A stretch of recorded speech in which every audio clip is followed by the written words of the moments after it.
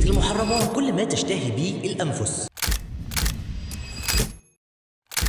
في قلب جزيرة بعيدة منعزلة تماما عن العالم ما بين هاواي واستراليا، واللي مساحتها حوالي 21 كيلو متر مربع، وعدد سكانها 10,000 فرد، وهي تعد من أصغر دول العالم بعد الفاتيكان وموناكو. في 1798 اكتشف الإنجليز جزيرة ناورو. في الوقت ده كان بيعيش عليها مجموعة من الصيادين، وكان شعبها طيب وفقير لحد ما يزورها راجل غريب وتبدأ اللعنة. يا ترى إيه اللي حصل في جزيرة ناورو؟ في القرن ال19 الجزيرة كانت تحت الاحتلال الألماني، بعدها تناوب على حكمها المملكة المتحدة واستراليا ونيوزيلندا، وده كان بعد الحرب العالمية الأولى لحد ما استولت عليها دولة اليابان. وبعد فترة من الزمن ترجع لحكم الأمم المتحدة واستراليا ونيوزيلندا، وفضل حكمهم مستمر لحد 1966. وزي ما قلنا في أول الفيديو إن الدولة دي كانت دولة فقيرة لحد لما يزورهم العالم. تابعنا على يوتيوب.